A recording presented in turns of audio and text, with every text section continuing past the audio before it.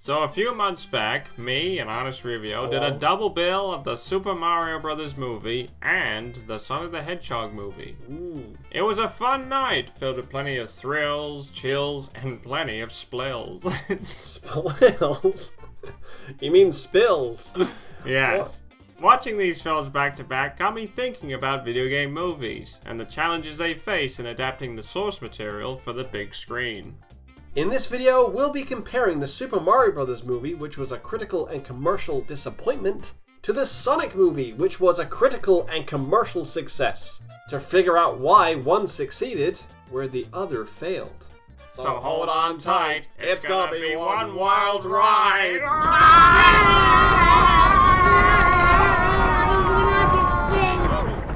Before we begin, we first need to look at the one major problem filmmakers have in adapting a video game for the big screen.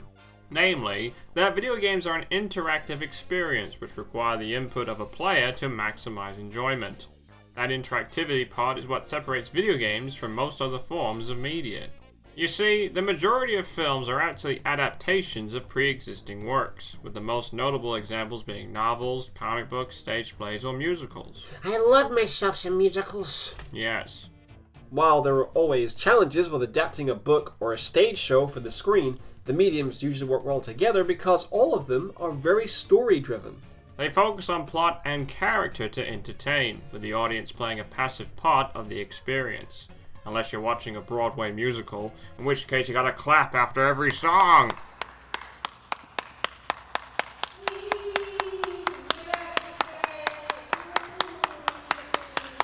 Video games don't share that passivity. The joy of a video game doesn't come from watching the story unfold, although it helps, but rather in the minute-to-minute gameplay. Oh yes, like nailing that gold time relic in Crash Bandicoot. Oh yeah, or like solving a tricky dungeon in The Legend of Zelda. Yeah. That is where the fun comes from. But what about story-driven games? Well, yes, it's true. There are many video games designed to be like an interactive movie, with notable examples being Metal Gear Solid and Uncharted. On top of that, you also have the adventure games like The Secret of Monkey Island and Professor Layton, which are all heavily story-focused. Well, they're also very focused on mini-games. Well, they're focused on puzzles, yes, but the story is the big driving force. Otherwise, because puzzles require a story to enjoy working on the puzzles. You take the story out of Professor Layton, it becomes, just a puzzle mini-game collection. Yeah, that's what I'm trying to say. However, even with these games, we're still looking at experiences that usually clock in over 6 hours or more, meaning directly translating these stories onto the big screen would result in a lot of fat being removed. And you still have the player being involved in the experience, which is arguably why players replay these adventures over and over again. Another issue is that a lot of video games are actually inspired by films, making a film adaptation pointless. Adaptation. It's adaptation. No, it's adaptation. Doesn't matter, it's the same word. Uncharted is Indiana Jones, Resident Evil is basically every zombie film ever, Metroid is Alien, Dead Space is Event Horizon, and Kirby's Dream Land is The Elephant Man, with the game even replicating the black and white visuals of its cinematic equivalent. And Tiny Tank is... Tiny Tank is a pure original. There's no comparison for such a game. The challenge of video game movies is to translate the interactive experience of a video game into the passive experience of a movie. And in many cases, that means stripping out the very thing that makes the game fun in the first place. The gameplay. Without it, you're left with a lot of video game stories that struggle to stay up on their own. Which brings us onto the Super Mario Bros. Movie. Right, turn left here. I said left! What are you doing? I don't know, Mario. Just trust me. I got a good feeling about this alleyway. I don't know. What? The Super Mario Bros. Movie was released in the summer of 1993. Oh, that's years ago. That was before I was born. I was only born in 2005. Anyway, it was a box office bomb, grossing only $35 million to its over $40 million budget. It was directed by Rocky Morton and Annabelle Jankel, who were previously known for making the Max Headroom character. Just chatting away to Harry back there. As a matter of fact, you might be interested in this too. Most people only eat revolting things to break a record. This lot did it to make a record. Rats on a budget. Eat and serve. The film had quite a cast, including Bob Hoskins as Mario, John Leguizamo as Luigi, and Dennis Hopper as Bowser, aka President Cooper, who's a bit sort of Donald Trumpy. The film wasn't. I'm doing this bit. The film wasn't really a direct adaptation of the original Super Mario Bros. Video game, but rather a culmination of elements from all the previous major releases. This is why we get Yoshi, who appeared in the Super Mario World, Iggy and Spike from Super Mario Bros. 3, and even Princess Daisy from Super Mario Land. Why not Princess Peach? Because Luigi gets the girl this time round, you morons! Truth be told, the film's plot actually follows the story of the original video game, as the Mario Brothers attempt to rescue the princess from the clutches of Bowser. However, I'm sorry. Tricks, get them up! My dinner's coming back out. However, the movie sought to expand the world of the video games, explaining and grounding many of the elements found in them. Director Rocky Morton actually described the film as a prequel to the video games, telling the true story behind Nintendo's inspiration. One of the film's screenwriters, Parker Bennett, elaborated on this, saying, Our take on it was that Nintendo interpreted the events from our story and came up with the video game. We basically worked backwards. As a result, we get Mario and Luigi being, actual plumbers, yes. Running a business and solving leaky pipes. They also hailed from Brooklyn, which is actually part of Mario's video game bio. Charles Martinet, the voice of Mario from the video games, even confirms this in an interview. You're an Italian plumber from Brooklyn, and that's the character, and you'll have these points glued to your face. The Mushroom Kingdom was reimagined as Dino Hatton, a gritty, dystopian, Blade Runner-esque world where dinosaurs have evolved into humans. The whole premise of the movie involves the idea that not all the dinosaurs died after the meteorite struck the Earth, with many of them surviving in an alternate dimension. Why dinosaurs? Well, that was inspired by the Dino Land from Super Mario World.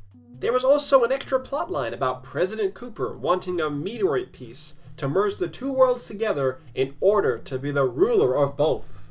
Goombas and Koopas were now dim-witted trenchcoat-wearing minions, a result of a de-evolution machine. Princess Daisy is given more backstory, being the true heir of Dino Hatton after her dad, the king, was turned into a fungus.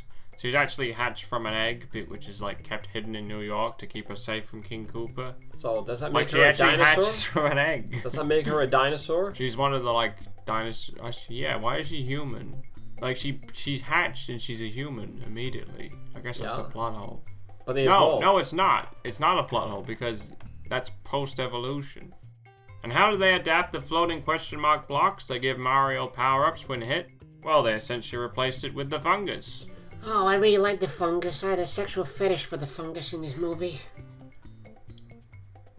Right. Anyway, the fungus aids Mario and Luigi in their quest by giving them useful items, like a bomb.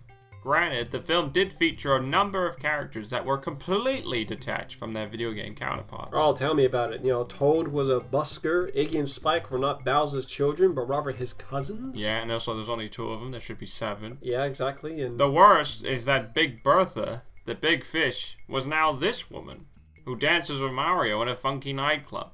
Yeah, and you know who else likes dancing? Wallace and Gromit. Everybody push in!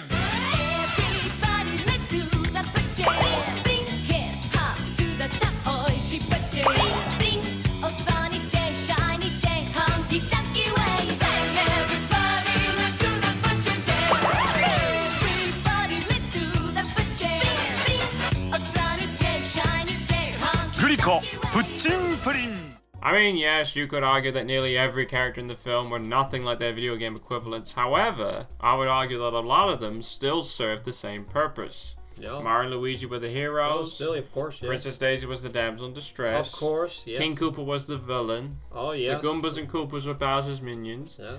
These roles are the same across the game and the film. Toad, on the other hand... Well, he's meant to say, but our princess is in another castle, which he doesn't. Instead he says, You know, according to history, a long time ago, a big meteorite came and blasted our universes into parallel dimensions. This desire to link the film to the video games, to expand and ground the video game world, is arguably one of the reasons why the film failed to ignite the public's imagination. Because let's face it, the world of Super Mario doesn't really make any sense when you hold it up to scrutiny, especially with what was available in the early 90s. Like, why is Mario a plumber when he doesn't do any plumbing? Why are there dinosaurs? What is a Goomba? A mushroom? Why is it alive? Why is Toad called Toad when he's a mushroom? Why is he alive? None of it makes any sense! I am so confused. The world of Super Mario is strange, and it's why the movie is, well, strange too. And to try and explain that world, well, it just makes things even weirder. Let's be honest, you don't play Mario for the story. You play it for the gameplay and the innovations that it gives you. Like Mario Odyssey. Look at that, you can play a giant T-Rex.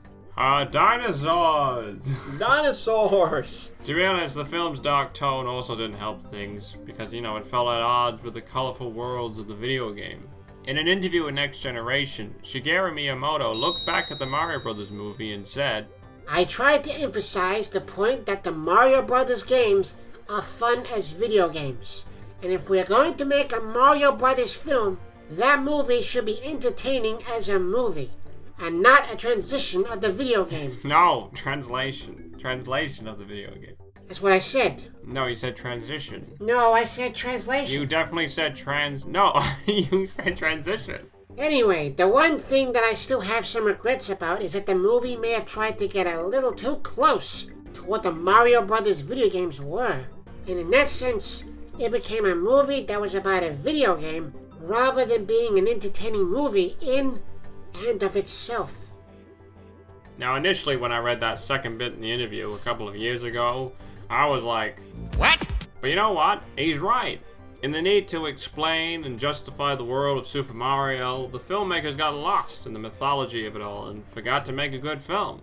They would have been better off streamlining the world, keeping it light, and only adapting key elements to tell a coherent, accessible story. Which is arguably where the Sonic movie got it right. Oh my god, stop the car right now! What? The world's largest rubber band ball? We gotta see it! No, this is not some fun family road trip, okay? The government wants to dissect you and arrest me. This is serious. You're right. It was lame. Gift shop was cool, though. I got you a mouse pad. The Sonic movie was released in February this year, and it was a critical and commercial success, grossing over $300 million on a $95 million budget. It was directed by first-timer Jeff Fowler, who previously got an Academy Award nomination for his short animated film, Go for Broke, in 2004. Jeff Fowler also worked on Shadow the Hedgehog, the video game, and Sonic 06, for those who didn't know. The Sonic the Hedgehog franchise has been around since the early 90s, which gave the filmmakers loads of source material to draw from. This included the Genesis games, the cartoons, the Adventure series, the newer games, and even the Sonic Boom spin-off.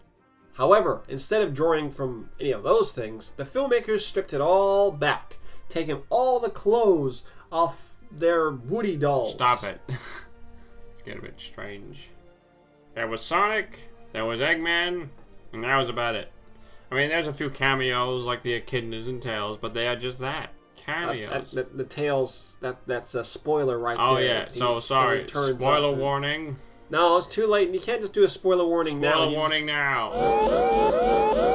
Instead, the filmmakers decided to tell a completely new story involving Sonic visiting Earth and teaming up with a town sheriff to get his power rings back. All the while being pursued by a nutty professor named Dr. Robotnik, played by Jim Carrey. Yes, and not to be confused with the nutty professor, Eddie Murphy. The Sonic in this film possesses many of the key characteristics of the character from the games. He's blue, he's got an attitude, and he runs really fast, like really fast. Starting the film as a lonely hedgehog with no friends, before finding a lifelong buddy in Sheriff Tom. Oh, how sweet! The sheriff also comes to appreciate small town values, learning that you don't need to live big. No one really cares about him. Honestly, this plot is so far removed from the video games that this film should have been a stinker. However, it wasn't. Audiences actually liked it. What? Why? Because it did its own thing. It wasn't obsessed with trying to explain or link itself to the video games. After all, Sonic's world is full of inconsistencies, just like Mario's. For instance, why is Eggman the only human in this world of talking animals? Yeah, well, is he a human? No, he might be a giant living egg. Instead, the Sonic movie decided to keep things simple and focus only on a few key elements, discarding everything else. This is apparent in an interview with the filmmakers, where they confirmed that in previous drafts, Super Sonic appeared, and Tails had a much larger role. However, they were both cut as they wanted to focus exclusively on Sonic and Eggman. In doing so, they stopped the film getting bogged down in too much world building. Oh! There's certainly elements that require further explanation. Why the echidna is hunting Sonic? Who's the owl lady? Wait, is that Tails? I didn't know Tails was in this. What? But for the most part, the film keeps its focus on the friendship between Sonic and Sheriff Tom, as well as Jim Carrey's tomfoolery.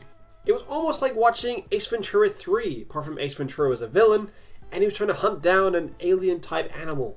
Now, of course, we can't talk about this film without mentioning Sonic's original design. A design that completely bewildered people and made them rage. Had Sonic retained this design, there's a good chance the movie would have tanked, like Tiny Tank. However, the filmmakers listened, and Sonic got a much better redesign, thanks to Tyson Hennis. Although, you know... Oh, hail Tyson!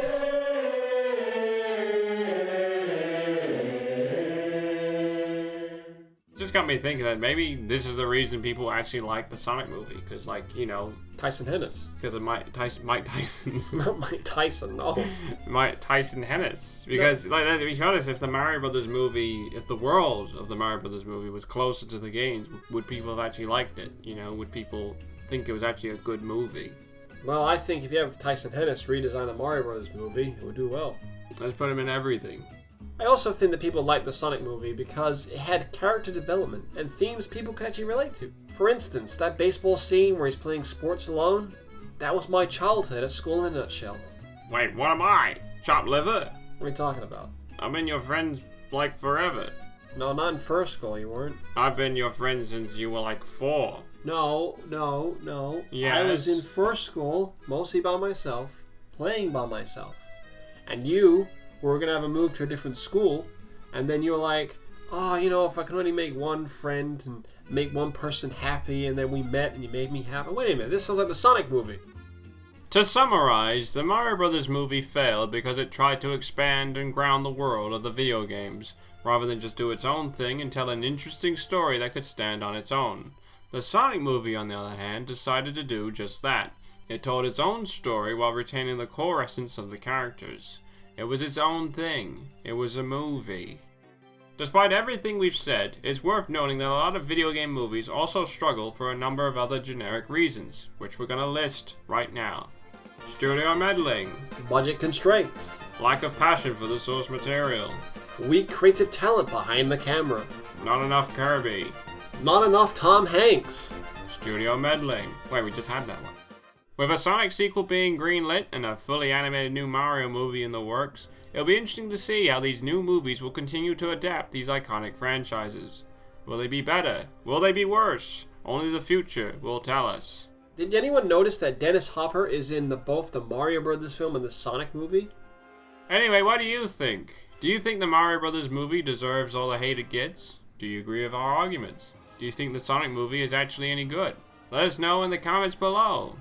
I mean, personally, look, the Sonic movie is a good movie. Like, it's solid and it's fun, but, you know, you put both movies in front of me, I might want to watch the Mario Brothers movie. I mean, yeah, it's a mess, but hey, it's interesting, you know? Producers were given the Mario Brothers property and they were just like, let's make it a dystopian, dark, sci-fi movie. What are you talking about? The Sonic movie is definitely the better one. Yes, the plot is quite generic, but it has a lot of heart and charm. It also has relatable themes like dealing with loneliness and depression. As an origin film, it works really well, and there's so much potential for the sequel. Yes! Tails! Tails! I mean, yes, I am excited about Tails. And Jim Carrey in a fat suit. Anyway, thanks for watching, guys. If you like the video, give us a like. If you don't, give us a dislike. And obviously, comment and subscribe and all that jazz.